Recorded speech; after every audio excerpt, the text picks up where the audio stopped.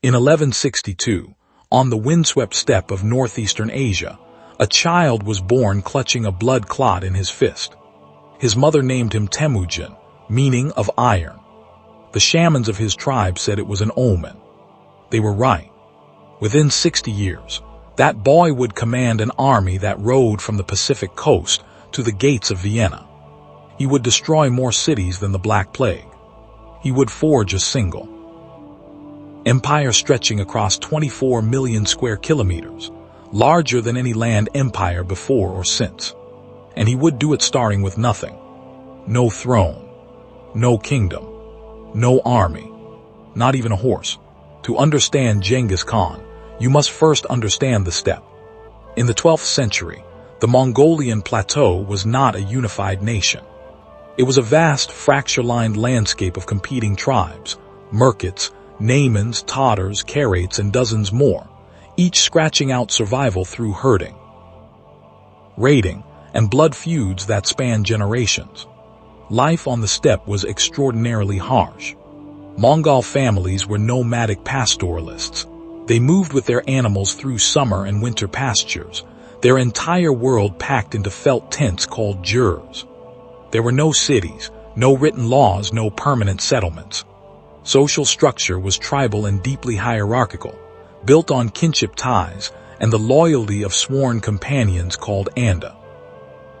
What the steppe people did have was the horse, and they had mastered it utterly. Mongol children rode before they walked. By adulthood, a Mongol warrior was inseparable from his mount, capable of firing arrows with devastating accuracy while riding at full speed. This intimacy with horses was not merely military. It was spiritual, cultural. The steppe itself was only navigable on horseback, and the men and women who lived there moved through it with fluid confidence. Temujin was born into the Borjigin clan of the Mongol tribe. His father, Yesujay, was a minor tribal chieftain, a man of some respect but limited power. His mother, Shoalun, had herself been abducted from another tribe on the way to her wedding, a common practice on the steppe that speaks to the constant insecurity of life there. This was the world into which the future Genghis Khan arrived, and it would not remain gentle with him for long. When Temujin was approximately 9 years old, his father Yesujay was poisoned by Tatar enemies, offered meat laced with venom after a chance encounter on the steppe. He returned to camp barely alive and died within days. What followed was abandonment. The Tachiut clan, who shared pastureland with Yesujay's family, refused to follow a widow and her children. In a brutal act of tribal politics, they took their herds and simply rode away, leaving Shoalun and her children, Temujin among them, to survive a Mongolian winter alone. They survived by eating berries, fish, and small game. The secret history of the Mongols, the earliest written chronicle of Temujin's life, records this period with stark simplicity. They ate roots. They endured. It was during this period that Temujin's character was forged. He learned that loyalty was not guaranteed. That power was not inherited. It had to be seized. And that alliances, even imperfect ones, were the difference between life and death. Then, around age 15 or 16, Temujin did something that would define his entire future. He married Bert, a girl his father had promised him before his death.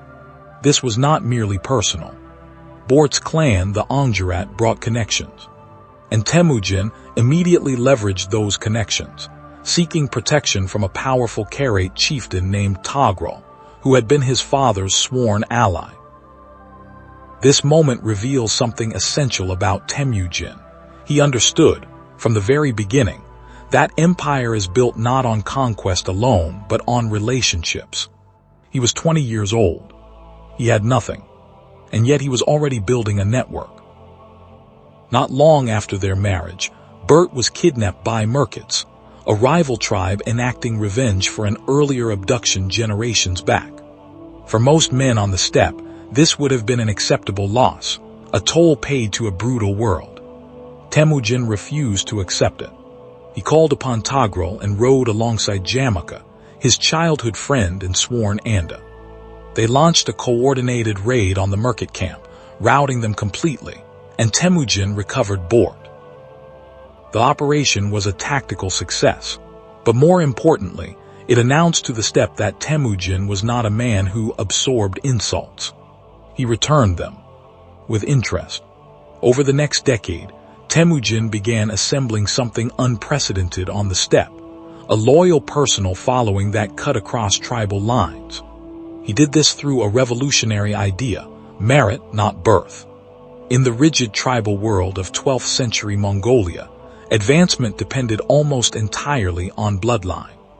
Temujin changed that. He promoted men based on courage, loyalty, and competence. He shared plunder generously. He absorbed defeated enemies into his own forces, rather than enslaving or exterminating them. This policy of absorption was transformative. Every enemy clan he defeated became a source of new soldiers, new knowledge, new resources. He was not merely conquering the steppe, he was recruiting it. In 1206, at a great assembly on the banks of the Anan River, the same river near which Temujin had been born, representatives of virtually every Mongol and steppe tribe gathered. It was called a Kurultai, a grand council, and at its conclusion, they raised a white banner of 9 yak tails, the symbol of supreme authority, and proclaimed Temujin the ruler of all peoples of the felt-walled tents. He took the title Genghis Khan, most likely meaning universal ruler or oceanic Khan. He was perhaps 44 years old. He had unified the Mongol steppe, something no man had done before. But he was only just beginning. Genghis Khan, then, immediately restructured the entire Mongolian political and military order. He abolished the old tribal hierarchies, the framework through which men had ruled and killed each other for centuries, and replaced them with a decimal military system. 10 men formed an Arban, 100 men a Zun, 1,000 a Mingan, 10,000 a Tumen. Every soldier knew his unit, his commander, and his role. Discipline was absolute. Desertion was punishable by death for the deserter's entire unit. He also promulgated the Yasa, a code of laws that applied to everyone equally, from common herder to the Khan's own sons. It established rules of warfare, trade, and daily conduct. In a world that had functioned on arbitrary violence for centuries, it introduced something radical: predictability. And predictability, as Genghis Khan understood, was the foundation of empire. With the steppe unified behind him, Genghis Khan turned south, toward the powerful Jin dynasty of northern China. The campaign would last nearly 2 decades, but it revealed, for the first time to the wider world, the terrifying sophistication of Mongol warfare. The Mongols were not merely cavalry raiders. They were adaptive, intelligent military operators. Against fortified cities, a form of warfare entirely foreign to their nomadic tradition, they incorporated Chinese, Persian, and later European engineers into their forces. They learned siegecraft, catapults, and gunpowder weapons, and they used them ruthlessly. Cities that surrendered were treated leniently. Cities that resisted were destroyed. The psychology of terror was a deliberate military instrument. Genghis Khan understood that news traveled faster than armies. If a city heard that the last city to resist had been leveled, it was far more likely to open its gates. This reduced costly sieges, preserved Mongol lives, and crucially, kept his army moving. In 1219, after the Khwarazmian Shah, ruler of a vast Central Asian empire covering modern Iran, Afghanistan, and Uzbekistan, had 2 of Genghis Khan's trade caravans attacked and his ambassadors executed, the Khan turned west. What followed was arguably the most devastating military campaign of the medieval world. Samarkand, Bukhara, Urgench, cities of 500,000 people, centers of Islamic civilization, libraries, mosques, markets, fell in succession. Persian chroniclers wrote that the Mongols brought a catastrophe such as had never before been known. Modern historians estimate that the population of Central Asia may have declined by as much as 40% in the wake of the Mongol invasion. The cities were not merely conquered, many were utterly depopulated.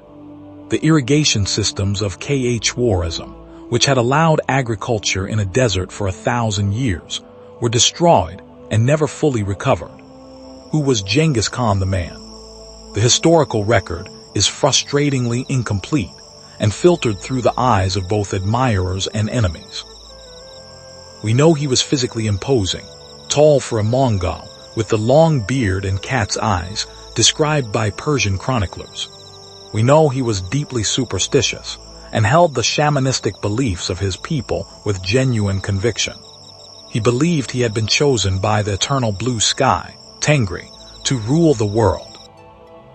He was also, by all accounts, deeply loyal to those who were loyal to him. He remembered faces, names, acts of courage, and acts of betrayal for decades. His chief general, Subutai, rose from the son of a blacksmith to the greatest battlefield commander of the medieval world, purely on merit. His most trusted companion, Jib, the arrow, had once shot Temujin's horse out from under him in battle, rather than execute him. Genghis Khan elevated him, saying he valued a man who could aim that straight. He was, simultaneously, a man who ordered the massacre of entire cities. These two things, the personal loyalty and the mass violence, are not easy to reconcile. They reflect the full, unfiltered complexity of a man shaped entirely by a world where survival required both warmth and ruthlessness, and where he had long since decided that the scale of his ambition demanded both.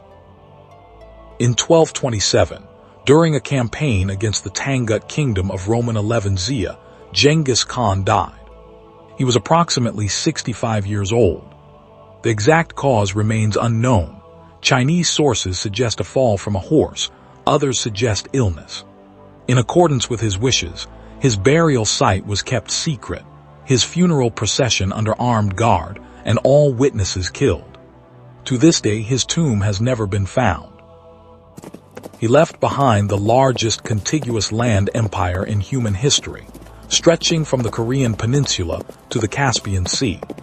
His sons and grandsons would extend it further still, until it covered 24 million square kilometers and encompassed perhaps 1/4 of the world's population. But legacy is never simple. The Mongol Empire also created the Pax Mongolica, a century of enforced peace along the Silk Road, during which trade, ideas, and people moved freely between East and West for the first time. It facilitated the spread of technologies, religions, and plagues. Some historians argue that without the Mongol Empire's disruption of the old order, the Renaissance and the Age of Exploration might never have occurred. The boy born clutching blood on the banks of the Annan River, abandoned, starving, stripped of everything, had looked at the fractured, violent world around him and seen not a limit but a shape. He had taken that shape apart and rebuilt it, piece by piece, alliance by alliance, battle by battle, into something the world had never seen, and would never see again. The steppe is still there. The grass still bends in the wind. The sky is still the same wide, cloudless blue that Temujin once tilted his face toward and prayed. But the world he made, the first truly global empire, stitched together from nothing by the iron will of one man, changed the course of human civilization forever.